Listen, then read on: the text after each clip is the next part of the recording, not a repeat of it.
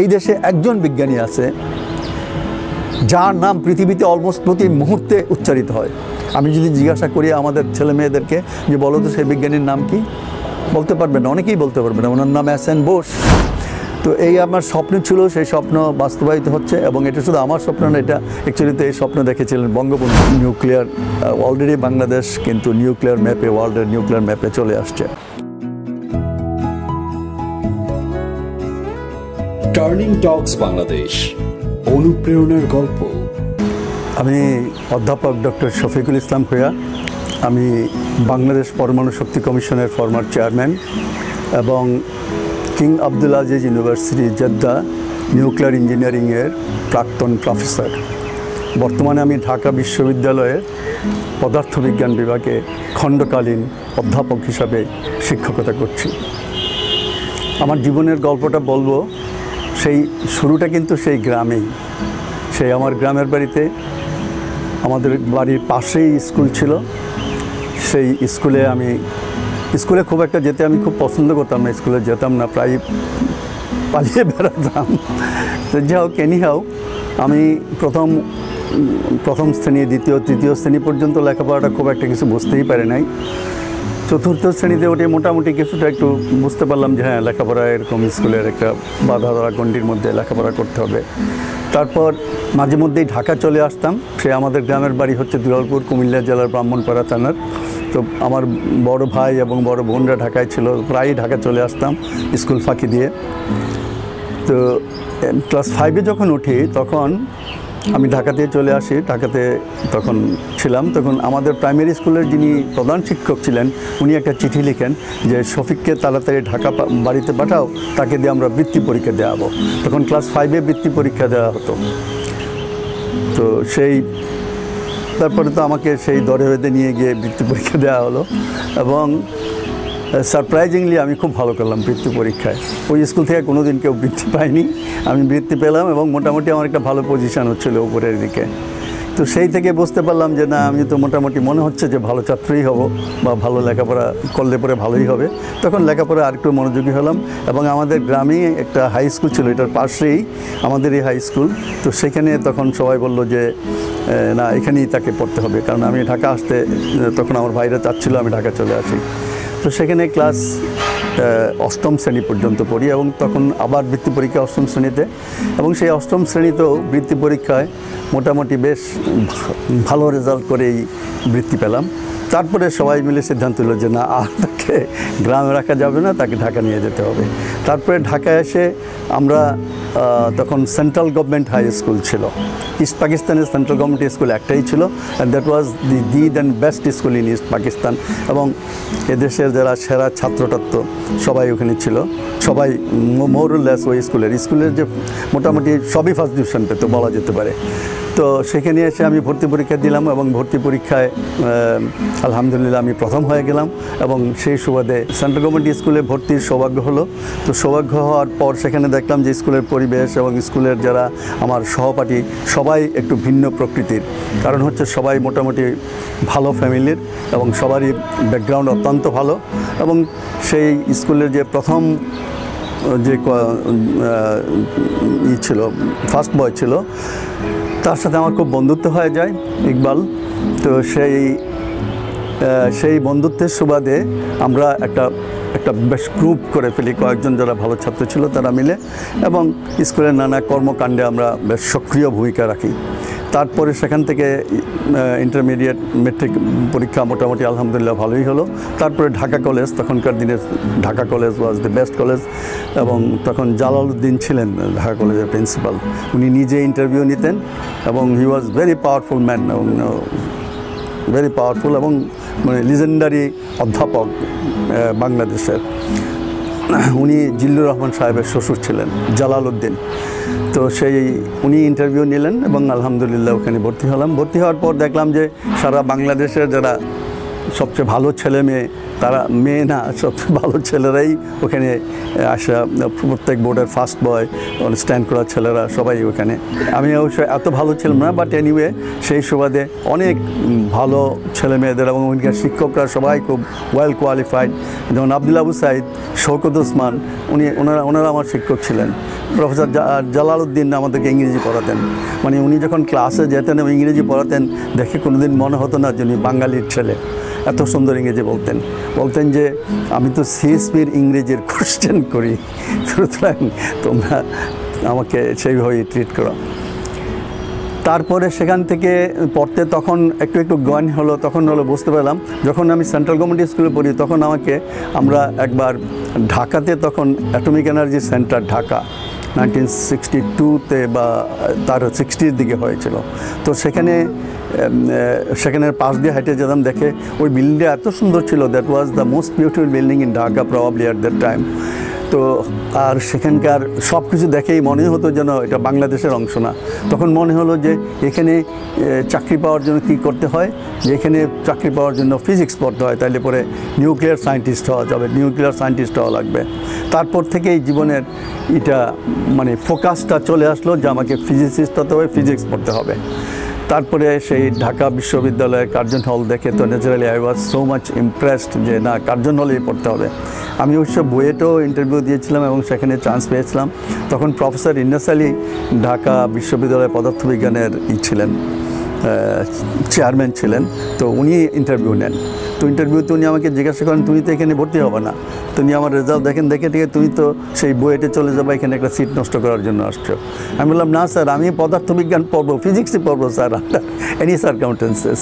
তো উনি বললেন যে তাহলে পরে আমি এখন বুয়েটে টেলিফোন করে বলে দিই যে তুমি ওখানে পড়বা না, তুমি ফিজিক্সে পড়তে। আমি হ্যাঁ স্যার বলে দেন, তোমার সিটটা ওখানে ক্যান্সেল করে দেই। তো তারপরে I was so happy at the day, that was one of the happiest day. এবং এই কার্জন হলের মাঠে গিয়ে মনে হলো যে বাহ, I belong to this campus. তো সেই কার্জন হলে ভর্তি হলাম, ফিজিক্স পড়লাম এবং তখন থেকেই মনে এসে আসা যে নিউক্লিয়ার সায়েন্টিস্ট হতে হবে, নিউক্লিয়ার ফিজিক্স পড়তে হবে। তারপরে যখন বিভিন্ন লেখাপড়া একটু করতে শিখছি, বিভিন্ন এদিক সেদিক চিন্তা করতে শিখছি, তখন মনে হলো যে আমাদের দেশে আমাদের কোনো এনার্জি সোর্স নাই, we don't have fossil fuel, আমাদের কোনো কিছুই নেই। তখন একমাত্র আমাদের ছিল যে ওই যে কর্ণফুলিতে, সেইটা গত 80 মেগাওয়াট না কত মেগাওয়াটের, আর কয়েকটা এদিক সেদিক ছিল। তো তখন মনে হলো যে আমাদের তাহলে একমাত্র সোর্স, যেহেতু আমাদের ফসিল ফুয়েল নেই এবং আমাদের কোনো হাইড্রো ইলেকট্রিসিটিও আর কোনো সম্ভাবনা নেই, তখন আমাকে অল্টারনেটিভ চিন্তা করলাম যে তাইলে পরে তো নিউক্লিয়ার রিঅ্যাক্টর দরকার। সেই থেকে ইট became my most focal point, মানে জীবনের যোগ্যতারা হয়ে গেল যে সেই নিউক্লিয়ার রিঅ্যাক্টর করতে হবে এবং অ্যাটমিক এনার্জিতে চাকরি পেতে হবে। এবং যেই অ্যাটমিক এনার্জি দেখে I was so impressed school লাইফে, সেই অ্যাটমিক এনার্জিতে তখন মনে হতো যে যদি পিওনের চাকরি করি তবু সেই অ্যাটমিক এনার্জির এই ক্যাম্পাসে আসতে হবে। তারপরে যা হোক এনিহাও, তো অ্যাটমিক এনার্জিতে আলহামদুলিল্লাহ চাকরি হলো। ফিজিক্স ডিপার্টমেন্ট থেকে যখন লেখাপড়া শেষ করে তখন প্রায় অ্যাটমিক এনার্জিতে আসা যাওয়া করা হতো। ওদের library, that was the richest library, এবং আমাদেরকে যেসব বইপত্র পড়ানো হতো সেগুলো অধিকাংশই ঢাকা ইউনিভার্সিটিতে না পেলেও অ্যাটমিক এনার্জি লাইব্রেরিতে আমরা ইউজ করতাম। তো সেখানে আলটিমেটলি অ্যাটমিক এনার্জিতে চাকরি হলো। তো I was so happy, that is another turning point in my life, যে অ্যাটমিক এনার্জিতে আমার চাকরিটা হলো। এবং সেই অ্যাটমিক এনার্জিতে চাকরি হওয়ার প্রথম দিন থেকেই আমার একটাই ছিল যে এদেশে নিউক্লিয়ার পাওয়ার রিঅ্যাক্টর করতে হবে।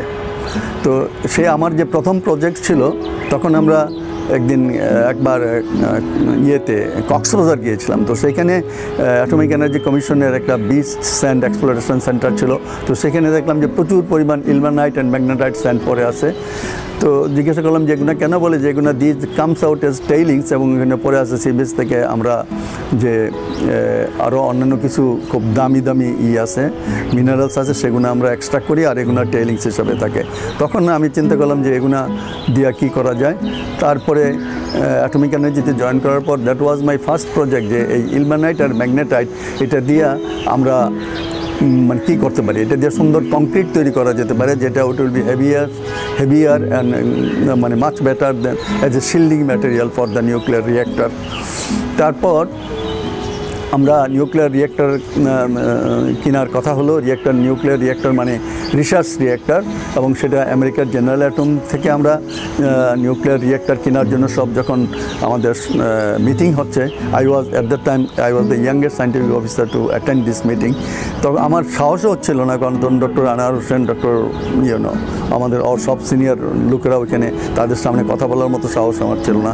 তবে আমি জেনারেল অ্যাটমিকের একজনকে বললাম যে ভাই, আমার তো এরকম একটা শিল্ডিং ম্যাটেরিয়াল এখানে আছে। তখন শিল্ডিং ম্যাটেরিয়ালের কথা বলা হচ্ছিল যে ব্যারাইট কংক্রিট আমেরিকার থেকে আনতে হবে, অথবা আমরা যেটা করতে পারি সেটা হচ্ছে যে ডিপ্লিটেড ইউরেনিয়াম ইউজ করতে পারি, তাতে করে কয়েক কোটি টাকা লাগতো। তখন আমি বললাম যে আমার তো এই শিল্ডিং ম্যাটেরিয়াল এখানে আমি লোকালি ডেভেলপ করছি, তোমরা এটা দেখো। তারপর দেখেছে, বললো যে very interesting, we can use it. তারপরে তারা সেই শিল্ডিং ম্যাটেরিয়াল নিয়ে যায় আমেরিকা, জেনারেল রুমে টেস্ট করে তারপর আলটিমেটলি বললো যে yes, we can use it. এখনও সেটা গেলে দেখা যাবে যে আমাদের সাভারে যে রিসার্চ রিয়েক্টর আছে, সেই রিসার্চ রিয়েক্টরের অ্যারাউন্ডে 7.5 ফিট কংক্রিটের একটা মনোলিথিক স্ট্রাকচার, শিল্ডিং স্ট্রাকচার, এবং সেইটা আমার ডেভেলপ করা শিল্ডিং ম্যাটেরিয়াল ইলমেনাইট ম্যাগনেটাইট। এ নিয়ে প্রচুর গবেষণা হয়েছে এবং প্রচুর পাবলিকেশন হয়েছে দেশে বিদেশে, পার্টিকুলারলি আমেরিকাতে, আমেরিকান নিউক্লিয়ার সোসাইটির জার্নালে। তো যাই হোক, শেষ পর্যন্ত এই কাজ শেষ করে তখন আমার চিন্তা হলো যে উচ্চশিক্ষার জন্য যাওয়া, এবং ফর্চুনেটলি বিভিন্ন জায়গায় সুযোগ আসলো, এবং শেষ পর্যন্ত আমি সুযোগ পেলাম Oak Ridge National Laboratory. Oak Ridge National Laboratory was the garrison headquarter of the Manhattan Project. Manhattan Project হচ্ছে যেই প্রজেক্টের আন্ডারে যে ওই যে হিরোশিমা নাগাসাকিতে যে বোমাগুনা ফেলা হয়েছিল, সেগুলো ডেভেলপ করা হয়েছিল। That was the garrison headquarter. এবং ওইখানে প্রায় ওই সময় মানে যখন ওই বোমা তৈরি হয়, প্রায় 70,000 লোক করতো। That was deep forest, inside a deep forest. তো and that is call the energy capital of the world, এবং নিউক্লিয়ার ইন্ডাস্ট্রির অ্যাকচুয়ালি সূতিকাগার হচ্ছে ওক রিজ ন্যাশনাল ল্যাবরেটরি। তো সেখানে আমার মতো একজন লোক গিয়ে আমি ন্যাচারালি মানে আই ক্যানট বিলিভ যে আমি ওক রিজ ন্যাশনাল ল্যাবরেটরিতে কাজ করার সুযোগ পেয়েছি। এবং আমি টেক্সট বইয়ে যাদের নাম দেখতাম, আমি দেখলাম যে তারা আমার আশেপাশে অফিসে বসে আছে। I was so much excited, যারে এদের নাম তো আমি টেক্সট বইয়ে পড়ছি। হ্যাঁ, তো আমি সেন্সিটিভিটি থিওরি নিয়ে কাজ করার জন্য ডেভ বার্টন সাইন করলেন, এবং সেটা অ্যাজ আই টোল্ড ইউ যে প্রফেসর গোল্ডস্টাইন, যে নাকি মানে একটা অথরিটি ইন নিউক্লিয়ার ইন্ডাস্ট্রি, তো সে বলছে যে না, এটার এই প্রবলেম সলভ করা যাবে না, এটাকে ব্রুট ফোর্স মেথডে করতে হবে। কিন্তু আরেক ভদ্রলোক ইসরায়েলের প্রফেসর ইহুদ গ্রিনস্প্যান, উনি চেষ্টা করলেন যে একটা এম্পিরিক্যাল ফর্মুলা তৈরি করার জন্য, এবং উনি একটা মডেলও ডেভেলপ করলেন, and that was a linear model. এবং সেই মডেলটা সেন্সিটিভিটি অ্যানালাইসিস করার সময় আনসার্টিনিটিটা যদি একটু বেড়ে যায়, তখন সেই মডেলটা ব্রেকডাউন করে ফেল করে। তো আমি চেষ্টা করলাম যে সেই মডেলটাকে যদি কোনোভাবে দাঁড় করানো যায়। এরপরে আলহামদুলিল্লাহ আমি দুইটা মডেল দাঁড় করিয়ে ফেললাম, এবং টু দি এক্সটেন্ট যে আনসার্টেনিটি যত বেশি হোক, সেই মডেল ব্রেকডাউন করে না, এবং ইট গিভস ভেরি 1%, 0.345%-এর মধ্যে রেজাল্ট চলে আসে। এবং আমি যখন আমার ডেভ বার্টনকে প্রথম রেজাল্ট দেখাই, উনি বললেন যে ইটস সারপ্রাইজিংলি গুড। মানে ই কুড নট বিলিভ যে how do it is surprisingly good. But anyway, তো সেই তো হলো। তখন আমি বুঝতে পারলাম যে and that was A turning point really, যে না, নিউক্লিয়ার রিসার্চে একটা মোটামুটি এখানে একটা ব্রেক থ্রু হয়ে গেছে। তো সেইটা নিয়ে পরে আমরা একটা পেপার সাবমিট করলাম আমেরিকান নিউক্লিয়ার সোসাইটিতে, লস অ্যাঞ্জেলেসে হচ্ছিল সেটা 1982-তে বোধ হয়। তো আমি তো ভয়ে ছিলাম যে আমার পেপারটা অ্যাকসেপ্ট হয় কিনা। তো একদিন ডেভ বার্টন খুব বিখ্যাত মানুষ এবং খুব বিজি মানুষ, তো উনি হঠাৎ করে এসে আমার রুমে বললো যে শফিক, চলো তোমাকে নিয়ে লাঞ্চ খেতে যাব। ওক রিজ শহরটা ওক রিজ ন্যাশনাল ল্যাব থেকে প্রায় 15 মাইল দূরে। তো আমি ড্রাইভ করছিলাম, উনি আমার গাড়িতে, তো যেতে যেতে উনি বললেন যে শোনো, আমি সকালে খুব একটা ভালো খবর পাইছি। কী ব্যাপার? বলে যে তোমার পেপারটা বেস্ট পেপার অ্যাওয়ার্ডের জন্য নমিনেটেড হয়েছে। I was so surprised and I was so excited. আমি বললাম যে তুমি এটা ওক রিজে গিয়ে বললে ভালো ছিল, কারণ আমি তখন তো ঠিকমতো ড্রাইভও করতে পারবো না। বলেছে না, কাম ডাউন, আমরা উইল গেট ইট ডান। তো যাও any how, so that was A turning point in my scientific career, যে আমেরিকান নিউক্লিয়ার সোসাইটির যেখানে প্রায় সারা বিশ্ব থেকে প্রায় 400 পেপারসের মতো আসছিল, সেখানে ইট ওয়াজ রিকগনাইজড। তো সে তো আরও দ্বিগুণ উদ্যমে তখন কাজ শুরু করলাম এবং ultimately that earned me my PhD। এরপরে দেশে ফিরে আসলাম। দেশে আমি সংক্ষিপ্ত করতে চাচ্ছি, আর বেশি লম্বা করতে চাই না। দেশে ফিরে আসাটা তখন আমাদের বন্ধুবান্ধবী যারা ছিল তারা সবাই কিন্তু অনেকেই গেছিলো, প্রায় 20-21 জনের মতো আমরা আমেরিকা গেছিলাম। And probably I was the only one যে হু কেম ব্যাক। এবং সেটা নিয়ে তখন আমি এই প্রজন্মের কাছে বলতে চাচ্ছি, তখন কিন্তু আমার সেই 1983-র কথা বলছি, আমেরিকাতে থাকা কোনো ব্যাপারই ছিল না। এবং আমার অ্যাডভাইজার আমাকে বলতেছিল, তোমার এই অ্যাচিভমেন্টের পরে তুমি তো এখন আমার কাছেও থাকবে না, তুমি আরও ভালো জায়গায় চলে যাওয়া। আমি বললাম যে না, আমি আরও ভালো জায়গায় যাবো না, I will go back to my country. এবং হি সো মাচ অ্যাপ্রিসিয়েটেড যে তুমি সাধারণত আমেরিকাতে আসলে ছেলেপেলেরা যেতে চায় না, আর তুমি যেতে চাচ্ছ। তো এনিহাও আমি তখন আমেরিকার মায়া ছেড়ে আমেরিকার সেই ভোগ বিলাস এবং মানে উচ্চতর জীবনের যে প্রত্যাশা সব কিছু ত্যাগ করে দেশে আসলাম। দেশে আসার পর তখন প্রায় 3 বছর হয়ে গেছে। আমি ডক্টর আনোয়ার হোসেন নামে আমাদের চেয়ারম্যান ছিল, ওনার সাথে দেখা করলাম। তো উনি বললেন যে তুমি এরকম ডক্টর ওয়াজেদের সাথে দেখা করার কথা বলো। উনি তখন ডাইরেক্টর ফিজিক্যাল সায়েন্স ছিলেন। ডক্টর ওয়াজেদ আমাদের মাননীয় প্রধানমন্ত্রীর স্বামী। তো ওনার সাথে আমার আগে পরিচয় ছিল না। তো ওনার কাছে আসলাম, আসার পরে ওনাকে আমি আমার কাজটা দেখালাম, বললাম। তো বলার পরে উনি হি ওয়াজ ভেরি হ্যাপি, কিন্তু বললেন যে এটা নিয়ে আমি খুব একটা উৎসাহিত না, কারণ যদি তুমি এই কাজটা বাংলাদেশে করতে পারো, এই কাজটা যেভাবে করছো সেটা যদি তুমি বাংলাদেশে করার মতো একটা ল্যাবরেটরি করতে পারো, তাইলে পরে বুঝবো যে না, ইউ হ্যাভ ডান সামথিং। তো সেদিন থেকে আমার এই পরবর্তী অধ্যায় শুরু হলো যে বাংলাদেশে তখন কম্পিউটার কোড কী জিনিস আমি বাংলাদেশে থাকতে শুনিও নাই। আর এই কাজটা করার জন্য আমার প্রায় 30 থেকে 35-40টার মতো কম্পিউটার কোড ইউজ করতে হচ্ছে, বড় বড় সুপার কম্পিউটার কোড।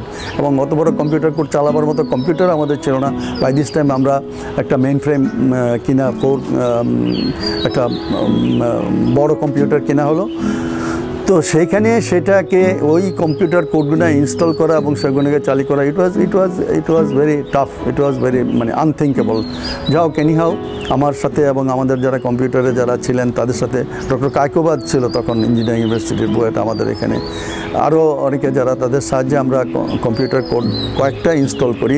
এবং আই ওয়াজ সো হ্যাপি যে আমি এই কোডগুলো আমেরিকাতে চলতে দেখছি, এখন সেই কম্পিউটার কোডগুলো আমি এখানে রান করতে পারতেছি।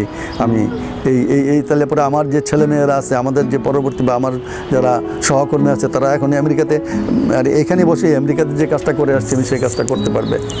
তো যাই হোক এনিহাউ, তো তারপর আলটিমেটলি পুরা একটা চেইন অফ কম্পিউটার কোডস রাখতে হয়, যেটা রিঅ্যাক্টর অ্যানালাইসিসের জন্য, রিঅ্যাক্টর ডিজাইনের জন্য, রিঅ্যাক্টর শিল্ডিং ক্যালকুলেশনের জন্য, রেডিয়েশন প্রোটেকশনের জন্য, সেফটি ক্যালকুলেশনের জন্য ইত্যাদির জন্য। তো আমরা একটা ল্যাবরেটরি নিউক্লিয়ার, আমরা এটা ইঞ্জিনিয়ারিং ফিজিক্স ডিভিশন বলা হয়, আমি সেই ডিভিশনে কাজ করতাম। পরে আলটিমেটলি আমি ওই ডিভিশনের প্রধান হিসাবে, এবং আমি কোনো দিনই চাইনি যে আমি ল্যাব থেকে, এর মধ্যে আমার কয়েকবার আমাকে প্রস্তাবও দেওয়া হয়েছে যে পরিচালকের পদ গ্রহণ করার জন্য অ্যাডমিনিস্ট্রেশনে। আমি বলছি না, আমি ল্যাবেই থাকতে চাই এবং ল্যাবেই কাজ করতে চাই। তো ultimately that lab was established and we did, আমাদের এই যে রিসার্চ রিঅ্যাক্টর আছে সেটাকে রিডিজাইন করা, সেটার কোর রিডিজাইন করার মতো ক্যাপাবিলিটি আমাদের হয় যে আমরা তাই করি। ওইটার কোর অ্যানালাইসিস, সেফটি ক্যালকুলেশন এবং ওর যে সেফটি অ্যানালাইসিস রিপোর্ট সব আমরা এই আমাদের যে কম্পিউটার টুলসগুলো আমরা ডেভেলপ করলাম, যে কম্পিউটার কোর্স, সেটাতে সাথে করতে সমর্থ হই। তারপরে যখন আমরা এনার্জি অ্যানালাইসিস, এনার্জির দিকে তাকালাম, যেটা আমার প্রাইম অবজেক্টিভ ছিল যে আমাদেরকে রূপপুর করতে হবে, তখন আমরা বিভিন্ন জায়গায় বিভিন্ন প্রতিষ্ঠানে যেখানে যেতাম সেটাই একমাত্র রূপপুরের ব্যাপারে আমরা মনোনিবেশ করি। তখন আমার যারা পূর্বসূরি ছিলেন doctor Anwar Hossain, professor Innas Ali, doctor Anwar Hossain, doctor Wazed, এবং যেটা বঙ্গবন্ধুর স্বপ্ন ছিল যে এই স্বপ্নকে, এই রূপপুরকে করার জন্যই সাভারে AERE research, atomic energy research establishment করা হয়, যেটার ইয়ের আদলে হারওয়েল এর আদলে যে এটা নিউক্লিয়ার টেকনোলজি করতে হলে আমাদেরকে ইনফ্রাস্ট্রাকচার ডেভেলপ করতে হবে এবং সেই ইনফ্রাস্ট্রাকচার ডেভেলপমেন্ট করার জন্য এই যে AERE-কে করা হলো এবং যেখানে একটা রিসার্চ রিয়েক্টর বসানো হলো এবং আরও 10টা ইনস্টিটিউট, এখানে আরও অনেক বেশি ইনস্টিটিউট, এখন প্রায় 12-13টার মতো ইনস্টিটিউট। তো সেইটা হচ্ছে দিস বিকেম, হ্যাঁ, এটা বঙ্গবন্ধু যে নিউক্লিয়ার রিয়েক্টরের স্বপ্ন দেখতো, এটা কোনো কি বলবো, যে এটা কোনো গল্প না, এটা সত্যি কথা। উনি নিউক্লিয়ার রিয়েক্টরকে, যে আমাদের যে নিউক্লিয়ার রিয়েক্টর দরকার হবে, আমাদের যে নিউক্লিয়ার পাওয়ার দরকার হবে, তার জন্য যে ইনফ্রাস্ট্রাকচার দরকার, সেই ইনফ্রাস্ট্রাকচারের জন্য AERE সাভারকে করা হয় এবং সেখানে একটা রিসার্চ রিয়েক্টর বসানো হয় এবং সেখানে একটা বড় কম্পিউটার বসানো হয়, একটা কম্পিউটার ইনস্টিটিউট করা হয়, ইলেকট্রনিক্স ইনস্টিটিউট করা হয়, আরও হেলথ, ফিজিক্স, রেডিয়েশন প্রোটেকশন, মানে সবগুলো ইনস্টিটিউট, প্রায় 10টা, এখন প্রায় 12-14টা ইনস্টিটিউটের মতো সেখানে আছে। তো সেইখানের একটা institute of nuclear science and technology, যেটা সেখানেই আমার কর্মস্থল। প্রায় সারা জীবন আমার জীবনের যে সবচেয়ে মূল্যবান সময়টুকু ওইখানে আমি যাপন করি। তারপর তো আমরা রূপপুরের ব্যাপারে একদম ডক্টর ওয়াজেদ থেকে আরম্ভ করে, তো উনি তো doctor Wazed definitely he dedicated his life for the Rooppur. এবং উনি কেন আমি জানি না, উনি খুব স্পেশালি আমাকে স্নেহ করতেন এবং ওনার যে স্বপ্নগুলো আছে, উনি যে কী করতে চান সেটা আমাকে বোঝাতে চেষ্টা করতেন, আমাকে বলতেন এবং কী করতে হবে সেটা আমি বলতেন। যদিও আমি অনেক জুনিয়র ছিলাম, উনি অনেক সময় আমাকে ডেকে নিয়ে আসতেন। তো সেই সাথে সুতরাং আমি ওনার যে চলার পথ ছিল, সেই চলার পথটাতে আমি নিজেই খুব ইনভলভ হয়ে যাই এবং আলটিমেটলি রূপপুরের জন্য আমরা মানে আমি তো যখন এরপর আমি বাই দিস টাইম আমি কিং আবদুল আজিজ ইউনিভার্সিটিতে একটা অফার পাই এবং খুব লোভনীয় অফার ছিল, নিউক্লিয়ার ইঞ্জিনিয়ারিংয়ে প্রফেসর। তো সেখানে আমি যাই। সেখানে তারপরে 5 বছর পর, প্রায় 5 বছর এখানে ছিলাম আমি DNA, King Abdul Aziz University, nuclear engineering department. এবং ওই নিউক্লিয়ার ইঞ্জিনিয়ারিং ডিপার্টমেন্ট এটা অ্যাবেটের accredited, American Board of Engineering টিচিংয়ের অ্যাক্রিডিয়েটেড ছিল এবং এটা ওয়ার্ল্ড র্যাঙ্কিংয়ে হচ্ছে 135। World ranking of the King Abdulaziz University is 135, around 135 আমি যখন ছিলাম তখন ছিল। তারপর আমি দেশে চলে আসে তখন তো ন্যাচারালি আমাকে ওই যে অ্যাডমিনিস্ট্রেশনের দায়িত্ব নিতে হলো এবং সেই দায়িত্ব নেওয়ার পর অ্যাটমিক এনার্জির মেম্বার এবং চেয়ারম্যান থাকলেন আমার প্রায় 70 থেকে 80 সময় মনে হয় আমি রূপপুর রিয়েক্টরের জন্য আমাদের যে চেষ্টা, আমাদের যে বিভিন্ন যে কাজগুলো করা দরকার, সেই ইনফ্রাস্ট্রাকচার ডেভেলপ করা, তারপরে হচ্ছে বিভিন্ন মহলকে কনভিন্স করা, কারণ নিউক্লিয়ার টেকনোলজি নিয়ে কনভিন্স করা খুব সহজ ছিল না, কারণ অধিকাংশ সময়ই পার্টিকুলারলি সাংবাদিকেরা, পার্টিকুলারলি যারা policy makers, they were not convince. তো এনার্জি অ্যানালাইসিস করে আমি অনেক বোধহয় ডজনস অফ বক্তৃতা দিয়েছি, যেখানে যখন যেখানে দরকার, আর যখন যেখানে পেয়েছি। ইভেন বঙ্গভবনে হয়তো মানে কোনো একটা অনুষ্ঠানে গেলাম, সেখানে কোনোভাবে যদি প্রাইম মিনিস্টার বা যারা তারা মানে দেশের প্রধান কর্তা ব্যক্তি যারা, তাদের সান্নিধ্যে আসার সুযোগ যখনই হয়েছে তখনই তাদেরকে বলার চেষ্টা করছি যে রূপপুর আমাদেরকে করতেই হবে। And by this time Awami League যখন প্রথম ক্ষমতায় আসে তখন তারা একটা জিনিস করছিল, তখন কিন্তু রূপপুরের ব্যাপারে অনেক দূর আগে গেছিল। তখন ওনারা একটা ডকুমেন্ট তৈরি করছিলেন, সেই ডকুমেন্টটা was approved in the cabinet and that was a strength. আমি যখন ভিয়েনাতে এই রূপপুরের প্রস্তাব নিয়ে যাই, তখন আলবারাদাই ছিলেন IAEA-র ডাইরেক্টর জেনারেল। তারপরে তখন আমাদের সাথে আমাদের সচিব মহোদয় ছিলেন, যাদের প্রিন্সিপাল সেক্রেটারি হয়েছেন ওয়াহিদুজ্জামান। তো ওয়াহিদুজ্জামান সাহেব আমার সাথে ছিলেন। তারপরে আমাদের অ্যাম্বাসেডার ফ্রম সুইজারল্যান্ড, উনি আমাদের ছিলেন। তখন আমরা আলবারাদাইকে যখন এটা বলি, তখন উনি খুব অনেকটা তিরস্কারই করেন, বলেন যে এই কথাটা নিয়ে তো আমরা গত 15-20 বছর পর্যন্ত একই কথা শুনতেছি, কিন্তু নাথিং ইজ হ্যাপেনিং। তখন আমি বললাম যে no, it's not true, because আমি তাদেরকে কনভিন্স করার চেষ্টা করতাম যে we have the now a political commitment, a knowledgeable commitment for the nuclear reactor. এবং সেটার দলিল হিসাবে দেখলাম যে আওয়ামী লীগের সময় যে দলিলটা তৈরি হয়েছিল, যেটা ক্যাবিনেটে পাস করা ছিল, সেখানে সব কিছু বলা ছিল, and that was enough for Rooppur. তো আমি সেই দলিলটা পেশ করলাম। আমি বললাম যে আমরা একটা রিসার্চ রিঅ্যাক্টর 1986 থেকে চালাইতেছি, এবং বাই দিস টাইম এটার যে মেনটেন্যান্স এবং এটার একবার একটা প্রবলেমও ছিল, সেই প্রবলেমটা আমরা সলভ করেছি। তারপর যখন ওনাকে বলার পরে উনি তো কিছুতেই রাজি হচ্ছিলেন না, বললেন যে এটা বাংলাদেশ করবে না, বা অতীতে অনেক চেষ্টা করা হয়েছে। ইভেন উনি ডক্টর ওয়াজেদের কথা বললেন, উনি নিজে এসে আমাদেরকে প্রস্তাব করেছিলেন, তারপরে কিছু হয় না। তারপরে কিছু হয়েছে, এই যে দেখেন ডকুমেন্ট, যে বাংলাদেশের ক্যাবিনেট থেকে পাস করা, এটা আওয়ামী লীগ যখন প্রথম আসছিল ক্ষমতায় তখন করা। তারপরে এটা অবশ্যই এটা নিয়ে কোনো কাজ করা হয় নাই। তখন উনি শেষ পর্যন্ত বলেন যে ঠিক আছে, ওকে, সব ডাইরেক্টরদেরকে নিয়ে তুমি একটা মিটিং করো। এরপর দিন আমরা একটা মিটিং করি, যেই মিটিংটা ওয়াজ রেকর্ডেড অ্যান্ড ডকুমেন্টেড, এবং এই ডকুমেন্ট বাংলাদেশে আসছে। তো সেই মিটিংয়ে যিনি করতেছিলেন, প্রিসাইড করতেছিলেন, উনি DDG, deputy director general Russian. তো উনি somehow was very much convinced. সব ডাইরেক্টররা ছিল, তো এর মধ্যে যে একজন ডাইরেক্টর ছিলেন ব্রিটিশ, উনি বললেন যে বাংলাদেশ নিউক্লিয়ার রিঅ্যাক্টর করবে, এত মনে হয় যে it's like sending a man to the moon for Bangladesh. I was very much angry almost, and I shouted and I try to convince them, and ultimately the project proposal was approved, এবং সেটার মানে মাইনিউটস তৈরি করে বাংলাদেশে আসে।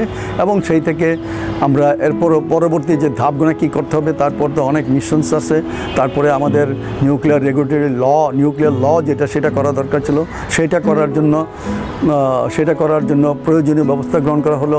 IAEA থেকে একটা team আসলো, আমরা এখানে বসে সেই নিউক্লিয়ার লটাকে করলাম। তারপরে আমরা রূপপুরের জন্য প্রিপারেশন শুরু করি, তার যে টেকনিক্যাল ডেসক্রিপশান যেটা দরকার আমাদের জন্য সেটা তৈরি করি। এবং বাই দিস টাইম আমাদের মাননীয় মন্ত্রী মহোদয়, বর্তমান মন্ত্রী ইয়াফিজ ওসমান, ওনারা চলে আসেন, আওয়ামী লীগ আবার ক্ষমতায় চলে আসছে। তখন রাশানদের সাথে বারবার অনেক দফায় মিটিং করা হয়, এবং আলটিমেটলি নেগোসিয়েশন চলতে থাকে। এবং আমরা তখন ওই যে নিউক্লিয়ার রিঅ্যাক্টরের জন্য যে টেকনিক্যাল ডেসক্রিপশন, সেই টেকনিক্যাল ডেসক্রিপশন প্লাস আরও টার্মস অ্যান্ড কন্ডিশনস যেগুলো আছে সেগুলো নিয়ে কাজ করতে থাকি। তবে ফাইন্যান্সের ব্যাপারে কোনো কথা হয় নাই, বলা হয়েছিল যে এটা prime minister two prime minister করা হবে। আমরা সব সেফটি অ্যাসপেক্ট আজকে সেফটি অ্যাসপেক্ট নিয়ে বোধহয় বলা সম্ভব হলো না, কারণ সেফটি অ্যাসপেক্টগুলোকে অ্যানালাইজ করি, এবং মানে we have now the best possible safety system in the reactor. IAEA director general তখন তার যে ডিরেক্টর ছিল, সব ডিরেক্টরদের সাথে আমাদেরকে একটা মিটিং করতে বললো, and that meeting was presided about by DDG nuclear power. তো সেখানে সব IAEA বড় ডিরেক্টররা ছিলেন, আমাদের পক্ষ থেকে আমি ছিলাম, আমাদের সচিব মহোদয় ছিলেন, আর ছিলেন আমাদের জিনেভাতে বাংলাদেশের অ্যাম্বাসাডার, উনি ছিলেন। তো সেখানে আমি আমাদের প্রস্তাবটা পেশ করলাম, এবং তখন অনেকেই আপত্তি করতেছিল যে বাংলাদেশ কতটুকু ম্যান পাওয়ার কতটুকু আছে, বা কতটুকু ইনফ্রাস্ট্রাকচার আছে, বা বাংলাদেশ গভর্নমেন্টের কমিটমেন্ট কতটুকু হয়। তো সেই কমিটমেন্ট নিয়ে আমি প্রথমে বাংলাদেশ সরকারের কমিটমেন্ট বললাম। আওয়ামী লীগ সরকার যখন প্রথম ক্ষমতায় আসে 95-96 দিকে, 97 সনে বাংলাদেশ ব্যানপ্যাপ বলে, বাংলাদেশ নিউক্লিয়ার পাওয়ার প্রোগ্রাম বলে একটা ডকুমেন্ট তৈরি হয়। সেই ডকুমেন্টটা একেবারে এক্সপ্লিসিটলি রূপপুরের ইমপ্লিমেন্টেশনের যে প্রোগ্রাম, টোটাল প্রোগ্রামটা নিয়ে করা হয়। এখানে আমাদের যে তখন দুইটা কমিটি করা হয়, বর্তমান প্রধানমন্ত্রী, তখনকার যিনি প্রধানমন্ত্রী ছিলেন উনি সেই কমিটির প্রধান, অ্যাটমিক এনার্জি কমিশনের চেয়ারম্যান, মেম্বার সেক্রেটারি। তো সেই যে total commitment of the government, it reflected the total commitment of the government. আমি বললাম, look, this is the commitment of the government. আর এছাড়া IAEA-র 19টা মাইলস্টোন পয়েন্ট ছিল, আমি পয়েন্ট বাই পয়েন্ট ধরে বললাম যে দেখো এই প্রত্যেকটা পয়েন্ট আমি ডিসকাস করলাম এবং আমরা একটা নিউক্লিয়ার রিঅ্যাক্টর অলরেডি আমাদের একটা রিসার্চ রিঅ্যাক্টর 1986 থেকে আমরা অপারেট করতেছি এবং ওইটার অপারেশন মেনটেন্যান্স এবং ওইটার অ্যানালাইসিস সেফটি ক্যালকুলেশন এবং এর যে safety analysis report FSCR final safety analysis all this we have done it এখানকার লোকালি আমাদের তখন আমাদের একটা যে ল্যাবরেটরি ডেভেলপমেন্ট করা হয়েছে সেখানে reactor analysis reactor design reactor safety calculation etcetera সবই করা সম্ভব। তো আলটিমেটলি তখন অনেক ডিরেক্টর পার্টিকুলারলি একজন ব্রিটিশ ডিরেক্টর ছিলেন, উনি বললেন যে বাংলাদেশ নিউক্লিয়ার পাওয়ার রিঅ্যাক্টর করবে, it's like putting a man on moon for Bangladesh. And I was really very kind of excited and just retorted and just tell him that well this is the situation এবং আমি আরও explain করলাম। করার পরে যা হোক the committee was very much convinced and the project was approved এবং এইটাই প্রথম বাংলাদেশের যে IAEA বাংলাদেশের নিউক্লিয়ার পাওয়ার প্রোগ্রাম অ্যাপ্রুভ করবো এবং তখন উনি বললেন যে IAEA থেকে একটা মিশন বাংলাদেশে আসবে, সে এসে তারা অ্যাসেসমেন্ট করবে কোন কোন ক্ষেত্রে আমাদের আরও প্রয়োজনীয় টেকনিক্যাল ম্যান পাওয়ার টেকনিক্যাল আমাদের যেসব বিষয় আছে সেগুলো দেখে কোথায় কি ইনপুট দিতে হবে সেটা নিয়ে অ্যাসেসমেন্ট করবে। তারপরে সেখানে টেকনিক্যাল টিম আসে, তারপরে আমরা নিউক্লিয়ার পাওয়ার নিউক্লিয়ার ল আমাদের যেটা ছিল বললো দ্যাট ইজ নট এনাফ। তারপরে সেটা নিয়ে কথা হওয়ার পরে বললো যে তোমাদের কিছু সায়েন্টিস্ট এখানে পাঠিয়ে দিলে তারা আয়সা এখানে এটি তৈরি করলো। আমি বললাম তার চেয়ে বরঞ্চ তোমাদের যে কয়েকজন মানে এক্সপার্ট আছে যে এক্সপার্ট দরকার তারা যদি বাংলাদেশে আসে একসাথে বসে আমরা সেটা করে ফেলবো এবং তাই হলো। প্রায় 7-8 জনের একটা টিম IAEA আসলো, আমরা সেই অ্যাটমিক এনার্জির হেড অফিসে বসে আমাদের যে লটা আছে সেটা একদম বোর্ডের স্ক্রিনে ফেলে দিয়ে তারপরে সেখানে ওয়ার্ড বাই ওয়ার্ড অ্যানালাইসিস করে ওইটাকে কমপ্লিট করা হলো। তারপরে মিনহোয়াইল আমরা বাংলাদেশ থেকে আরেকটা বাংলাদেশের ন্যাশনাল অ্যানুয়াল ডেভেলপমেন্ট প্রজেক্টের আওতায় আমরা একটা accomplishments of the essential activities for the implementation of the nuclear power plant একটা প্রজেক্ট অ্যাপ্রুভ করা হয়। খুব অল্প টাকার প্রজেক্ট, 7 কোটি টাকা, অ্যাবাউট 7 crore টাকা। তো সেটা দিয়ে আমরা কিছু এসেনশিয়াল অ্যাক্টিভিটি শুরু করে দিলাম এবং বাই দিস টাইম আমরা FNCA forum for the nuclear cooperation Asia FNCA member হলাম। এটা টোকিওতে জাপানে এটার হেডকোয়ার্টার এবং প্রায় 9টা দেশ ছিল এই রিজিয়নের এক্সেপ্ট বার্মাকে ডিঙ্গিয়ে এসে বাংলাদেশকে আমরা we were able to be member of the FNCA এবং জাপানি যত কোঅপারেশন এই রিজিয়নের যে কোঅপারেশন সেটা আমরা সেট করতে পারলাম। এছাড়াও আমরা আরেকটা এগ্রিমেন্ট সাইন করলাম RCA বলে, রিজিয়নাল কোঅপারেশন এগ্রিমেন্ট। সেখানে প্রায় 20-25টা দেশের মতো আছে এবং তার মধ্যে বাংলাদেশের একটা এগ্রিমেন্টটা করা হয়েছিল না, সেই এগ্রিমেন্টটা সাইন করা হয়। তো আর আমাদের তখন মোটামুটি আমাদের রূপু নিউক্লিয়ার পাওয়ার প্রজেক্ট মানে ন্যাশনালি করার জন্য সব রকমের প্রিপারেশন চলতেছে। বাই দিস টাইম যখন আওয়ামী লীগ গভর্নমেন্ট আবার ক্ষমতায় আসলেন এবং মাননীয় প্রধানমন্ত্রী যেহেতু উনি আগে থেকে এটা জানতেন, কারণ ব্যানপেপ ওনার সময় ওনার ব্যক্তিগত তত্ত্বাবধানে করা হয়েছিল, তো সেই থেকে আবার নতুন করে শুরু করা হলো এবং রাশিয়ার সাথে একটা কোঅপারেশন করে আমরা কোলাবোরেশনের জন্য MOU একটা করা হয়, সেই MOUটা সাইন করা হয়, তারপরে একটা এগ্রিমেন্ট করা হয়। আমি যতটুকু সম্ভব তখন আমি 9 সালে রিটায়ার করি, 10 সাল পর্যন্ত আমি এখানে ছিলাম দেশে। তখন যতটুকু সম্ভব সেগুলোর জন্য যে বিভিন্ন কমিটিতে থেকে সেই MOU এবং এগ্রিমেন্ট যেটা বাংলাদেশ পরে সাইন করে রাশিয়া রোসাটমের সাথে, সেটা আমরা সমাপ্ত করি এবং পুরো কনস্ট্রাকশন তখন তো সেই থেকেই কনস্ট্রাকশন শুরু। এ নিয়ে আমি আর বিশেষ কিছু বলতে না। এর পরবর্তীতে অনেক ধাপ আছে এবং এখনও বর্তমানে প্রধানমন্ত্রীর প্রত্যক্ষ এবং পরোক্ষ তত্ত্বাবধানে সেটার কাজ এগিয়ে চলতেছে। এমনকি আমাদের এই যে COVID-19 এতেও এর কাজ কিন্তু মোটামুটি যে গতিতে যাওয়ার কথা ঠিক সেই গতিতে এগিয়ে চলছে। বর্তমানে ওইখানে প্রায় 24,500 মতো লোক কাজ করতেছে, এর মধ্যে 2,500 বিদেশি রাসায়ন রোসাটমের লোকজন আছে। So it has become Rooppur has become a big city now, তারা গ্রিন সিটি বলে।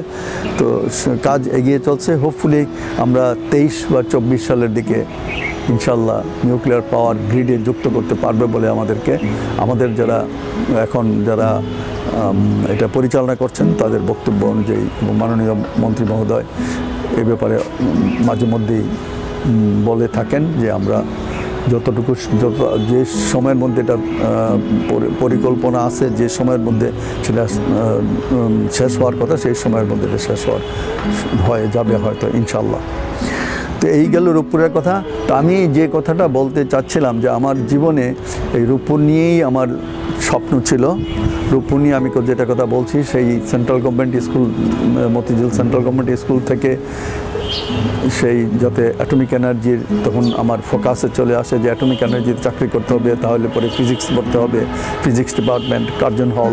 তারপরে তো আমেরিকাতে গিয়ে ওকরিজে গিয়ে আরেকটা অধ্যায় শুরু হলো, Oak Ridge National Laboratory, which is the capital of the nuclear industry, যেখানে নিউক্লিয়ার ইন্ডাস্ট্রির সূতিকাগার বলা যায়, যেখানে নিউক্লিয়ার যেটা ম্যানহাটন প্রজেক্টের গ্যারিসন হেডকোয়ার্টার ছিল। তো সেখানে কাজ করার সৌভাগ্য হয় এবং ওখানে মোটামুটি ভালো কাজ করার একটা সুযোগ পেয়ে যাই এবং সেই সুযোগ মোটামুটি আমি আমার জান প্রাণ দেওয়ার চেষ্টা করে একটা অত্যন্ত গুরুত্বপূর্ণ প্রবলেম সলভ করার চেষ্টা করি এবং সফল হই। তার ফলে আমার মোটামুটি একটা বিদেশিদের কাছে, আমাদের মানে যারা নিউক্লিয়ার ইন্ডাস্ট্রির যারা লোকজন আছে, সেই কাজের মধ্যে দিয়ে বিদেশিদের মধ্যে আমার একটা পরিচিতি মোটামুটি আমি করতে সক্ষম হই। তারপরে ন্যাচারালি আমাদের দেশে যেটা হয় যে আমি যেটা অ্যাটমিক এনার্জিতে লক্ষ্য করছি, আমার বন্ধুবান্ধবীদের মধ্যে লক্ষ্য করছি যে আমরা সবাই যারা এদেশের ভালো ছেলেমেয়েরা সবাই বিদেশে, পার্টিকুলারলি আমেরিকাতে যাওয়ার পরে তারা পিএইচডি করে এবং চাকরি নিয়ে দেশে আর ফেরে না। কারণ তখন টাকা পয়সা এবং অবশ্য কাজের প্রতি যে সুযোগ সুবিধা, সেটাও অনেক বড় কথা। অনেকে সেটা ফেলে আর আসতে চান না, প্লাস টাকা পয়সার একটা ব্যাপার তো আছেই। কিন্তু সেটাই বড় কথা উচিত না। আমার মনে হয় যে সবচেয়ে বড় হওয়া উচিত আমাদের দেশপ্রেম, এবং যদি আমাদের দেশপ্রেম থাকে এবং আমাদের সততা থাকে, তাহলে পরে সেটাই আমাদের যে বড় শক্তি। এবং আমরা যে জ্ঞান আহরণ করলাম, যাদের টাকা পয়সা, এদেশের জনগণের পয়সায় যে আমি এদেশে বর্তমান যে অবস্থানে আছি বা যে অবস্থানে তখন ছিলাম, সে অবস্থানে আমি আমেরিকাতে গেলাম, সবই তো এই বাংলাদেশের জনগণের অবদান। তো সুতরাং সেটাকে আই মাস্ট ডিপেন্ড। আরেকটা জিনিস আমি বুঝতে পারছিলাম তখন এনার্জি অ্যানালাইসিস করে, যে আমাদের যেহেতু কোনো রকমের কোনো ফসিল ফুয়েল নেই, আমাদেরকে nuclear power is an inevitable option. This is my slogan, that nuclear power is an inevitable option for sustainable development. এ নিয়ে আমি বিভিন্ন পত্র পত্রিকায়, বিভিন্ন মাধ্যমে, বিভিন্ন মন্ত্রণালয়ে, বিভিন্ন ফোরামে, পার্টিকুলারলি মিডিয়াতে এবং সরকারের বিভিন্ন পর্যায়ে সেই কথাটা বলতে আমার মনে হয় যে সক্ষম হয়েছিলাম, এবং এটা আলটিমেটলি তো গৃহীত হচ্ছে এবং ইনশাল্লাহ আলহামদুলিল্লাহ দি রূপপুর ইজ অন প্রগ্রেস। এরপরে আমি যে কথাটা বলতে চাই যে দেশে ফিরে আসার ব্যাপারটা অত্যন্ত একটা বড় সিদ্ধান্ত ছিল আমার। কারণ ওই সময়ে আমি যেহেতু my work was recognized in the national and international level, তখন আমার এই দেশে আমার অ্যাডভাইজার বলতেছিল যে তুমি তো এখন এখানে ভালো একটা পজিশন করে ফেলতে পারবা কিন্তু আমি বললাম যে no, I will go back to Bangladesh. এবং যেটা উনি খুব একটা পছন্দ করেন না, বললে এখানে থাকো, তুমি একটা ভালো কাজ করছো, আরও অনেক কত কাজ করবা। তারপরে আমি বললাম যে না। এবং পরে কিন্তু আমি যখন দেশে চলে আসি, উনি মাঝে মধ্যে আমাকে ডেকে পারতেন, what about your doing nuclear technology for the third world countries. আমি বললাম যে হবে। তো যা হোক, এনি হাও, এটার জন্য যে টেকনোলজি ট্রান্সফার করা দরকার ছিল সেইটুকু যতটুকু সম্ভব তো আমি কতটুকু করেছি। তার ফলে আমরা এখন reactor analysis, safety calculation, safety analysis সেগুলো নিয়ে কাজ করতে পারি। এবং আমাদের যে রূপপুর রিঅ্যাক্টর যেটা হচ্ছে সেটার সেফটির কথা যদি আমরা বলতে চাই, এটা আমাদের এখন জেনারেশন 3.5 জেনারেশনের রিঅ্যাক্টর। এতে করে এটা ফুকুশিমা যে 3টা বড় অ্যাক্সিডেন্ট, ফুকুশিমাতে যেটা হচ্ছে লেটেস্ট, তারপরে হচ্ছে চার্নোবিল অ্যাক্সিডেন্ট, তারপরে হচ্ছে 3 মাইল আইল্যান্ড অ্যাক্সিডেন্ট। তো সেই যে অ্যাক্সিডেন্টগুলোর ফলে ওইরকম অ্যাক্সিডেন্ট, এই ধরনের কোনো অ্যাক্সিডেন্ট এখানে হওয়ার সম্ভাবনা কোনোভাবেই নাই। এবং পার্টিকুলারলি লাস্টলি যেটা ফুকুশিমায় হলো, সেই পরে যে ওই রকম ধরনের অ্যাক্সিডেন্ট যাতে না হয়, যেমন হাইড্রোজেন এক্সপ্লোশন, যেমন সেরকম এখানে হাইড্রোজেন এক্সপ্লোশন কোনোভাবেই হবে না। তারপরে হচ্ছে স্টেশন ব্ল্যাকআউট, যেখানে মনে করো বিদ্যুৎ যদি সমস্ত বিদ্যুৎ যদি চলে যায়, বাইরের বিদ্যুৎ, তাহলে পরে নিউক্লিয়ার রিঅ্যাক্টর তো যেটাকে সার্কুলেশনে রাখতে হয় ওয়াটারটাকে, সেটার জন্য একটা টেকনোলজি ডেভেলপ করা হয়। সেই টেকনোলজি সমৃদ্ধ আমাদের এটা। তো কোনোভাবে all passive safety systems, at least 3-4টা প্যাসিভ সেফটি সিস্টেম থাকবে, যাতে করে কোনো দিনই কোনোভাবেই এটা ওই ধরনের কোনো পরিস্থিতি বা ওই ধরনের কোনো এক্সপ্লোশন বা ওই ধরনের কোনো অ্যাক্সিডেন্ট হওয়া সম্ভব না। আর ইন এনি কেস যদি অ্যাক্সিডেন্ট হয়েও যায়, it will not reach member of the public or environment. কারণ হচ্ছে ওইখানে 5 স্তরের নিরাপত্তা আছে, 5 স্তরের নিরাপত্তা। এবং আমাদের যে রিঅ্যাক্টরটা হবে, সেই রিঅ্যাক্টর বিল্ডিংয়ের 2 স্তরের ওয়াল থাকবে, মানে 2 স্তরের ছাদ থাকবে। এটার উপরে যদি একটা প্লেন ক্র্যাশ করে, মানে একটা ফাইটার প্লেনও ক্র্যাশ করে, নাথিং উইল হ্যাপেন। তো সুতরাং আর এই যে reactor accident, as I said, core meltdown যদি ইন কেস হয়েও যায়, ইন কেস সেটার অ্যাক্সিডেন্টের একটা স্ট্যাটিস্টিক যদি আমি বলি, তার মানে হচ্ছে যে 1 accident in 10 million reactor operations per year, per reactor. মানে আমি 1 কোটি রিঅ্যাক্টরকে যদি আমি একটা রিঅ্যাক্টরকে যদি 1 কোটি বছর চালাই, তাহলে পরে ফুকুশিমার মতো অ্যাক্সিডেন্ট হতে পারে। তো তার প্রবাবিলিটি কি? প্রবাবিলিটি 0.000, 8টা 0 দিতে হবে। তো সুতরাং এই ধরনের প্রবাবিলিটি, এটা স্ট্যাটিস্টিক্যাল অ্যানালাইসিস। তো এবং this I have done my self. সুতরাং এই ধরনের কোনো মানে অ্যাক্সিডেন্ট যে হবে না, আর হইলেও এইটা হচ্ছে probability that it will not reach the member of the public, কোনো পাবলিক বা এক্সপোজার হবে না বা এনভায়রনমেন্টে আসবে না। আরেকটা কথা যেটা বলা দরকার, সেটা হচ্ছে যে রিঅ্যাক্টরের যখনই কথা হয়, এটা নিয়ে সাংবাদিকরাও অনেকভাবে অনেক কথা বলেছেন, কিন্তু সত্যি কথাটা হচ্ছে যে এটা আমাদের যে টেকনিক্যাল ভেন্ডারদের জন্য যে টেকনিক্যাল রিপোর্ট তৈরি করেছিল, দ্যাট আমি নিজেই, আমার প্রত্যক্ষ তত্ত্বাবধান এবং আমি নিজেই, আমাদের সব কিছু সহকর্মীরা সাহায্য করছিলেন, তাদের সহায়তা সেই টেকনিক্যাল স্পেসিফিকেশানটা তৈরি করা হয়েছিল। ওখানে অত্যন্ত মানে দৃঢ় ভাষায় বলা আছে যে it must have the option to take back option. কারণ নিউক্লিয়ার রিঅ্যাক্টরের মধ্যে তোমার যে স্প্যান্ড ফুয়েল যেটা থাকে রিঅ্যাক্টর জ্বালানোর পর, প্রতি 3 বছর পর আমাদের রিঅ্যাক্টরে 1/3 অফ দ্য কোর আলাদা করে ফেলতে হবে। কারণ ওগুলো আর তখন আর যেসব জ্বালানি দণ্ডগুণা সেগুলো আর কন্ট্রিবিউট করতে পারে না, সেগুলোকে আলাদা করে নিতে হয়। তখন সেগুলোর মধ্যে রেডিওঅ্যাক্টিভিটি থাকে, অত্যন্ত প্রচণ্ড রেডিওঅ্যাক্টিভিটি থাকে, এবং সেগুলো তখন একটা পুল থাকে রিঅ্যাক্টরের পাশে, সেখানে নিয়ে 5 থেকে 10 বছর রাখা হয়। এরপর ইচ্ছা করলে সেটাকে নানান ধরনের ট্রিটমেন্ট করা যায়। কিন্তু আমাদের ওদের সাথে কন্ট্রাক্ট হচ্ছে যে, এবং এইটাই হাই লেভেল রেডিয়েশন, সবচেয়ে হাই লেভেল, ওই জন্য HBL বলে আমরা, হাই লেভেল রেডিয়েশন, HLW। তো সেই HLW শুধু এই যে স্প্যান্ড ফুয়েলে থাকে। এবং স্প্যান্ড ফুয়েলে কী থাকে? এখানে 95% হচ্ছে ইউরেনিয়াম 238, 1% হচ্ছে প্লুটোনিয়াম 239, আর 1% হচ্ছে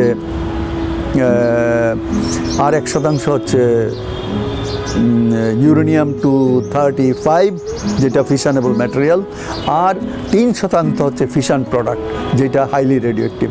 তো সেটা they will take it back. এটা এবং আমাদের মাননীয় প্রধানমন্ত্রীর প্রকাশ্য একটা মানে হস্তক্ষেপের ফলে পুটিনের সাথে আলাপ আলোচনা করে সেটা স্বীকৃত হয়, এক ধরনের স্বীকৃত সত্য, এবং এটা পার্লামেন্টে বলা হয়েছে, নিউজ পেপারে আসছে।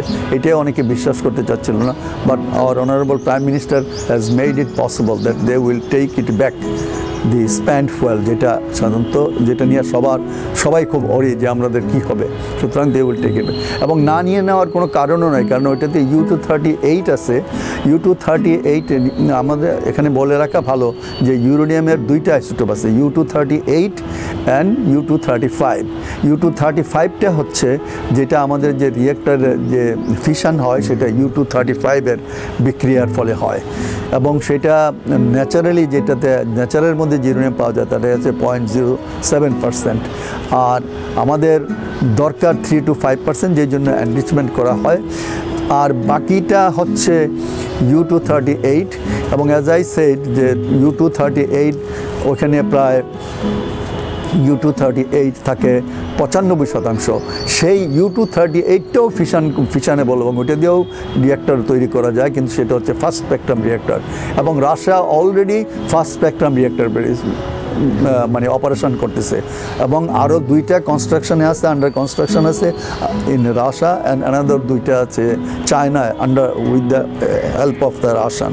সো আর ইন্ডিয়াতে একটা আন্ডার কনস্ট্রাকশন আছে, এবং খুব হোপফুলি এই বছরে এটা গ্রিডে সংযুক্ত হয়ে যাবে।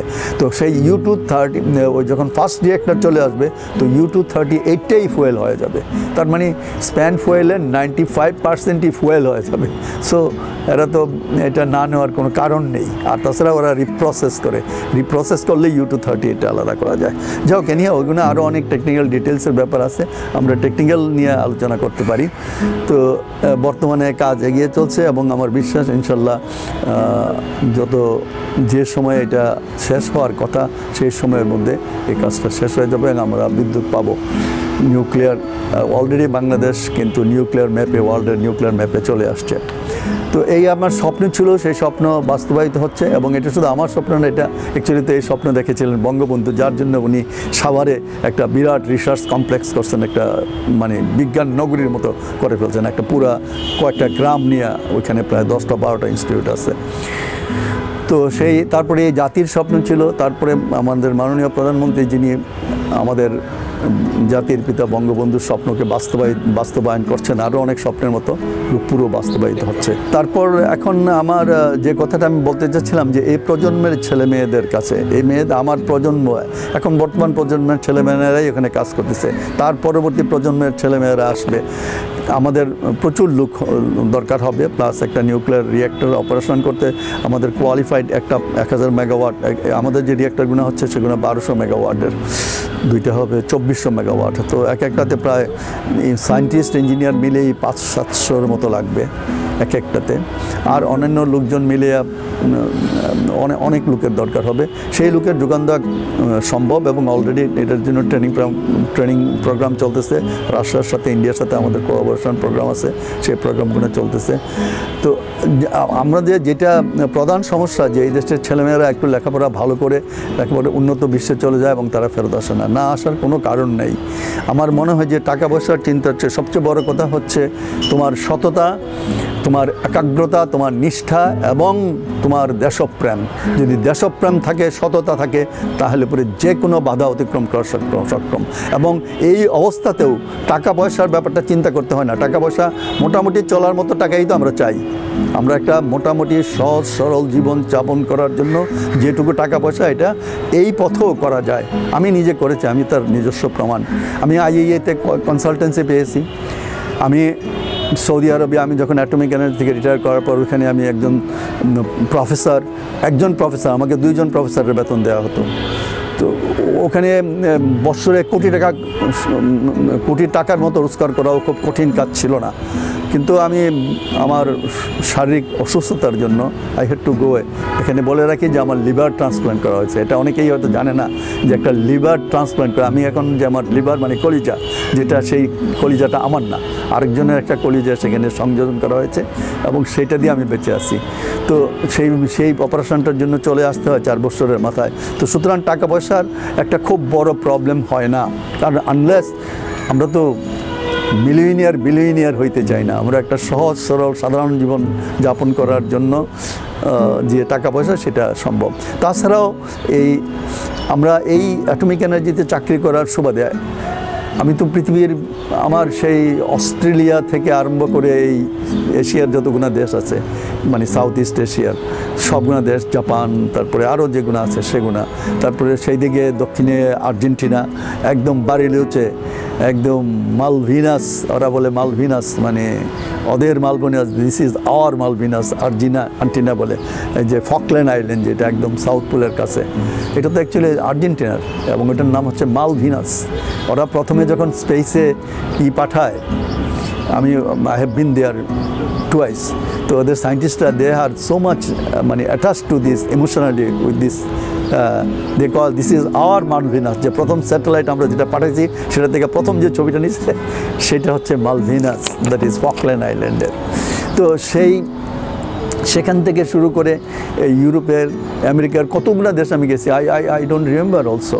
এবং পৃথিবীর কত বিজ্ঞানীদের সাথে কাজ করার সুযোগ হয়েছে, কত বিজ্ঞানী আমার অলমোস্ট আমার ল্যাবে তো সবসময়ই কোনো না কোনো দেশের বিজ্ঞানী একজন থাকতো। যেমন particularly I was able to establish relationship with Oak Ridge National Laboratory, with NEA data bank in Saclay in Paris, IAEA nuclear data section, JAIRI in Japan, and Korea, Kairi in Korea.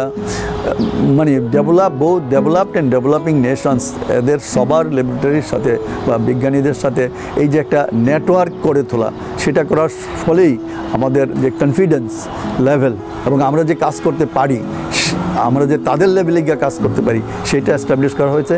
এবং আমি বললাম যে কাজটা আমি okay রিজে করেছিলাম আমাদের 97 সনে মনে হয়, ডক্টর ওয়াজেদ মিয়া, যিনি আবার ওই প্রজেক্টটাকে যখন ওই যে বললাম যে ব্যানপ্যাপ বাংলাদেশ নিউক্লিয়ার পাওয়ার প্রোগ্রাম, সেটা যেটা বন্ধ হয়ে গেছিলো বিএনপির সময়, সেটা উনি আবার চালু করলেন, মানে রিগোরাসলি আবার চালু করতে সক্ষম হন। তো সেই দেশপ্রেম এবং একাগ্রতা থাকলে সেটা করা সম্ভব। এবং প্রথম আমি সবার কাছে যে আমার পরবর্তী প্রজন্মের কাছে যেটা বলবো যে সেটা হচ্ছে আমার যে কাজটা আমাকে দেয়া হয় সেই কাজটা যদি আমি সততার সাথে নিষ্ঠার সাথে করি এবং আমি ঠিক মতো করি, সেটাই সবচেয়ে বড় দেশপ্রেম। এবং আমাদের দেশপ্রেম থাকতে হবে, আমাদের একাগ্রতা থাকতে হবে, আর দেশকে কিছু দিতে হবে। এই যে আমরা দেশ আমার জন্য, আমি যে ঢাকা ইউনিভার্সিটি থেকে এমএসসি পাস করলাম, কে পয়সাটা দিছে, কে পয়সাটা দিল? এই দেশের কৃষকরা দিয়েছে, এই দেশের গরিব মানুষ যারা খেতে খামারে খাটে তাদের পয়সায় তো আমি লেখাপড়া করছি। তো I should give them back something. আমি শুধু খালি টেকে করবো, কিছু দেব না, সেটা তো হয় না। তো সেই জন্যেই এই দেশের জন্য এসে কাজ করতে হবে। এবং এই দেশে থেকেও আমি একটা কথা বলি, যেটা আমাদের দেশে আসলে বিজ্ঞানীরা তো খুব মানে এত বেশি অ্যাড করতে পারে না বা এত বেশি কথা বলতে পারে না গুছিয়ে সুন্দর করে, যেমন আমি খুব সুন্দর করে গুছিয়ে বলতে পারছি না। তার কারণে কিন্তু বিজ্ঞানীরা খুব অবহেলিত। এই দেশে একজন বিজ্ঞানী আছে যার নাম পৃথিবীতে অলমোস্ট প্রতি মুহূর্তে উচ্চারিত হয়। আমি যদি জিজ্ঞাসা করি আমাদের ছেলে মেয়েদেরকে যে বলো তো সেই বিজ্ঞানীর নাম কি, বলতে পারবে না, অনেকেই বলতে পারবে না। ওনার নাম এস এন বোস। ঢাকা ইউনিভার্সিটির ফিজিক্স ডিপার্টমেন্টে 2.5 দশকের মতো চেয়ারম্যান ছিলেন। এবং উনি থাকার সময়, ওইখানে থাকার সময় উনি যে একটা থিওরি দিয়েছিলেন, এটাকে বোস-আইনস্টাইন স্ট্যাটিস্টিক্স বলা হয়। তার মানে হচ্ছে যে সব মৌলিক পদার্থ দ্বারা পৃথিবী, পুরা cosmos, full cosmos, I mean চন্দ্র, সূর্য, গ্রহ, তারা, galaxy, whatever you say, যা কিছু আমরা দেখি বা যা কিছু আমাদের দৃষ্টিসীমার বাইরে আছে, যেই কণিকা দ্বারা গঠিত, সেই কণিকাগুলোকে যদি আমি গ্রসলি 2 ভাগে ভাগ করি, এক ভাগের নাম হচ্ছে বোসন্স, আফটার হিজ নেম বোস, আরেকটার নাম হচ্ছে ফার্মিয়ান্স। তো যেই লোকটার অবদান এত বেশি, উনি নোবেল প্রাইজ পান না, কিন্তু ওনার কাজের উপর কাজ করে অন্তপক্ষে তিনটার পর তিনটা নোবেল প্রাইজ পাওয়া হয়েছে। তো তার কথাও তো আমরা জানি না। এদেশে বিজ্ঞানীরা অ্যাকচুয়ালি সত্যিকার পথে বলবো আমি যে প্রপার যে অ্যাটেনশনটা সেই বা যে মিডিয়া কাভারেজ সেটা সাধারণত পায় না।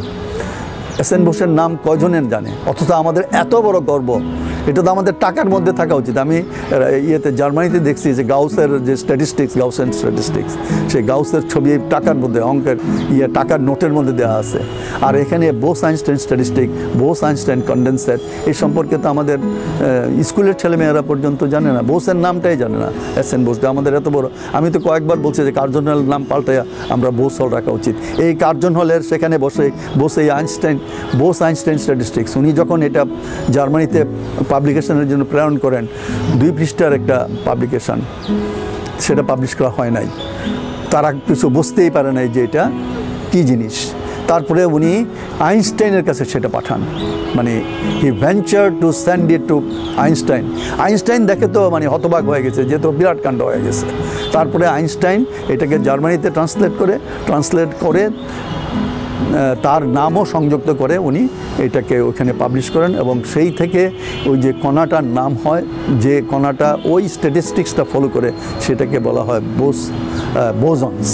আইনস্টাইন নিজে বলছেন যে এটা অ্যাকচুয়ালি বোসের নাম আগে থাকা উচিত।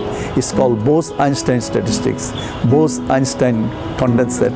তো এত বড় যার নাম, যে আইনস্টাইনের পাশে, যার নাম আমি বলবো যে পৃথিবীতে বোধহয় প্রতি মিনিটে যে কোনো তুমি ইন্টারনেটে গিয়ে বোসন্স লেখা দেখো, আমাদের সবচেয়ে বিজ্ঞানের এই পর্যন্ত বিজ্ঞানের মধ্যে সবচেয়ে most expensive experiment in physics নয়, মোন এক্সপেরিমেন্ট ইন সায়েন্স, বিলিয়ন্স, কত বিলিয়ন, 14-15 বিলিয়ন, আরও বেশি বোধ হয় ইয়েতে করা হয়। সেটা সার্নে যে এক্সপেরিমেন্ট করে একটা যে কণাটা আবিষ্কার করা হয়, যে কণাটাকে আইডেন্টিফাই করা হয়, সেই কণাটার নাম আমরা শুনছি না, গডস পার্টিকেল। সেই গডস পার্টিকেলের নাম এখন দেওয়া হয়েছে হিগস বোসন। সো গর্বে তো আমার বুকটা ভরে ওঠে। এবং আমি যখন আমেরিকাতে গিয়ে আমার অ্যাডভাইজারকে বললাম যে জানো, আমি যেই ফিজিক্স ডিপার্টমেন্ট থেকে পাস করছি, সেই ফিজিক্স ডিপার্টমেন্টের চেয়ারম্যান ছিলেন এস.এন. বোস। মানে উনি খুব আশ্চর্য হইয়া বলতেছে, are you kidding with me, যে তুমি আমার সাথে মজা করতেছো, তুমি বোস তোমার ডিপার্টমেন্টের ছিল? আমি yes, this is true. So আমি যেই একটা এক্সাম্পল হিসেবে বললাম। তো আমাদের সে বিজ্ঞানীরা খুব অবহেলিত না হলেও খুব বেশি মিডিয়া কাভারেজ বা জনসমক্ষে সাধারণ মানুষ, এবং যেহেতু যেটা অনেক উপরের লেভেলের লেখাপড়া যারা করে তারাই জানে, সুতরাং খুব একটা সাধারণ মানুষের কাছে আসে না। তবে আমাদের আমি আমাদের যে মিডিয়া ভাইদেরকে বলবো, আমাদের যারা তরুণ প্রজন্মে যারা এসব নিয়ে কাজ করে তাদেরকে বলবো যে বিজ্ঞানীদেরকে আমাদের নিয়ে আসতে হবে, যারা সাধারণ মানুষের কাছে, যারা সাধারণ মানুষ এটা হয়। আমি এখন তো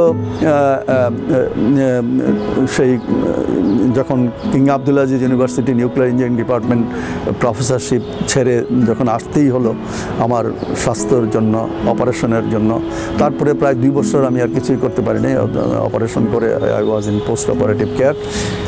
তারপরে এখনও আমি ঢাকা বিশ্ববিদ্যালয়ের পদার্থবিজ্ঞান বিভাগে রিঅ্যাক্টর ফিজিক্স পড়াই। আমাকে যতটুকু সম্ভব ছাত্রছাত্রীদেরকে সাহায্য করার চেষ্টা করি।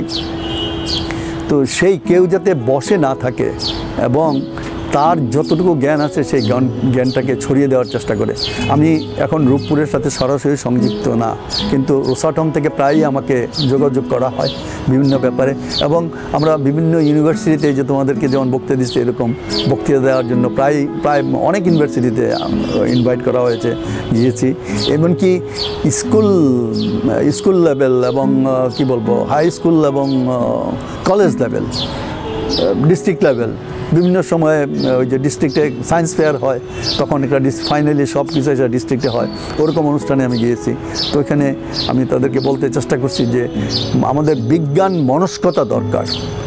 আমি এই কথাটা বলবো যে আমাদের একটা বিজ্ঞান মনস্ক জাতি গড়ে তুলতে হবে, এবং সেইটা যদি করতে হয় তাহলে পরে বিজ্ঞান আমাদের জাতীয় উন্নতির জন্য, আমাদের আর্থিক উন্নতির জন্য, আমাদের দেশের শুধু ভাবমূর্তি না, সার্বিক কল্যাণের জন্য আমাদের একটা, এবং আমাদের যত কুসংস্কারাচ্ছন্ন এবং ধর্মীয় গোড়ামি এইসব থেকে মুক্ত করার জন্য আমাদের একটা বিজ্ঞান মনস্ক জাতি গড়ে তুলতে হবে। এবং সেই জন্য বিজ্ঞান চর্চা এবং আমাদের বাংলা ভাষায় বিজ্ঞান চর্চা করার যে চেষ্টা করা, সেটা করা উচিত এবং এটা সম্ভব। তো এটা এছাড়া আমি আমার প্রজন্মের কাছে আর একটাই বাণী, যে তোমরা বিদেশে যাও, টাকা পয়সার পিছনে ছোটো না। তোমরা যদি সত্যি সত্যি কিছু করতে পারো, সত্যি সত্যি একটা ভালো কাজ করতে পারো, তখন টাকা পয়সার জন্য তুমি আটকে থাকবে না। আমি আটকে থাকি নাই, আলহামদুলিল্লাহ। আমি বাঁচার জন্য যতটুকু দরকার আলহামদুলিল্লাহ আল্লাহ আমাকে দিয়েছেন, এবং আমি কোনো দিনই আমার প্রফেশনের বাইরে কোথাও যাই নাই। কনসালটেন্সি আইএইএ কয়েকবার কনসালটেন্ট হিসাবে নিয়েছে, আইএইএ এক্সপার্ট বিভিন্ন জায়গায় আইএইএর এক্সপার্ট হিসাবে, কোরিয়াতে আমি আইএইএর এক্সপার্ট মিশন করেছি, এই এফএনসিএতে গিয়েছি, বিভিন্ন জায়গায়। আমি তো বললাম কতগুনা দেশে গেছি, আই ক্যানট নেম অলসো। তো সুতরাং আমাদের নেম এবং ফেম, আমাকে কেউ চিনল না, জানলো না, আমার সেই, কিন্তু নেম ফেমটা কি সবসময় ইম্পর্ট্যান্ট? কিছুদিন আগে আমার বন্ধু, সে আমাদের ব্যাচমেট ছিল, একই হলে থাকতাম, কাদের মারা যায়। তো দেখলাম যে সে এক বিরাট মহা হুলস্থুল, সমস্ত দেশের মানুষ জানছে, কারণ সে একটা খুব ভালো অভিনেতা ছিল, কাদের, আব্দুল কাদের নাম। মহসিন হলে থাকতো, আমরাও থাকতাম। কিন্তু পাশাপাশি প্রফেসর মোহতাসাম হোসেন মারা যায়। প্রফেসর মোহতাসাম হোসেন ঢাকা ইউনিভার্সিটিতে প্রায় 30-40 বছর কাজ করেছেন। He is the pioneer of nuclear experimental reactor physics in Bangladesh, experimental nuclear physics in Bangladesh. কিন্তু আমি খুব তেমন কাউকে বলতে শুনি নাই যে শুধুমাত্র তার ছেলেরা, আমরা জুম মিটিং করেছি আমেরিকাতে, ইউরোপে তার যে ছাত্রছাত্রী আছে অনেক বড় বড় পজিশনে আছে, অনেকে অনেক বড় বড় পজিশনে আছে। আমেরিকাতেও আমাদের একজন বিজ্ঞানী আছে, আমাদের একটা ফিজিক্সের ছাত্র আছে, আমাদের ডিপার্টমেন্টের ছাত্র, সে প্রিন্সটন ইউনিভার্সিটিতে প্রফেসর, এবং কিছুদিন আগে সে একটা আমেরিকার অনেক বড় পুরস্কার পেয়েছে, and he is a candidate for Nobel prize. এবং আমার যে স্বপ্ন ছিল একটা, যে নিউক্লিয়ার রিঅ্যাক্টর হবে এবং সেই নিউক্লিয়ার রিঅ্যাক্টর থেকে দেশের মানুষ বিদ্যুৎ পাবে, সেই স্বপ্ন শীঘ্রই হয়তো ইনশাল্লাহ আমি দেখে যেতে পারবো, বা দেখে যেতে না পারলেও হবে। আর আরেকটা স্বপ্ন আছে, যে যেই ডিপার্টমেন্ট থেকে এসএন বোস, এই যে ঢাকা ইউনিভার্সিটিকে চীনে এসএন বোস দেয়া, বাইরে গেলে পরে এসএন বোস ঢাকা ইউনিভার্সিটির প্রফেসর, তো সেই যে এসএন বোসের ডিপার্টমেন্ট থেকে একজন নোবেল প্রাইজ পাওয়া উচিত। অ্যান্ড আলহামদুলিল্লাহ কোনো এক সময় হয়তো আমরা পাবো। আমি আমার পরবর্তী প্রজন্মের কাছে এটা, আমি এত বড় বিজ্ঞানী না, বা আমি ওই লেভেলের কাছেও না। সুতরাং আমি কিন্তু আমাদের মধ্যে এমন মেধাবী ছেলে মেয়ে আছে, যেমন আমি বললাম যে প্রিন্সটনের প্রফেসর, সে সবচেয়ে আমেরিকার সবচেয়ে বড় অ্যাওয়ার্ড পেয়েছে কয়েকদিন আগে। নাম হচ্ছে কামরুল হাসান। ইন্টারনেটে গেলে ইউল সি কামরুল হাসান, নাম দিলেই professor Kamrul Hasan, and he will B A candidate for Nobel prize. তো আমার আরেকটা স্বপ্ন, যে এদেশ থেকে পার্টিকুলারলি বিজ্ঞানের উপরে বিজ্ঞান চর্চায় একটা নোবেল প্রাইজ বাংলাদেশ থেকে পাবে, এ আমার স্বপ্ন। আমি হয়তো দেখে যেতে পারবো না, কিন্তু এই স্বপ্ন বাস্তবায়িত হোক, এই প্রত্যাশা নিয়ে আমি আমার বক্তব্য এখানে শেষ করলাম। টার্নিং টকস বাংলাদেশ, অনুপ্রেরণার গল্প।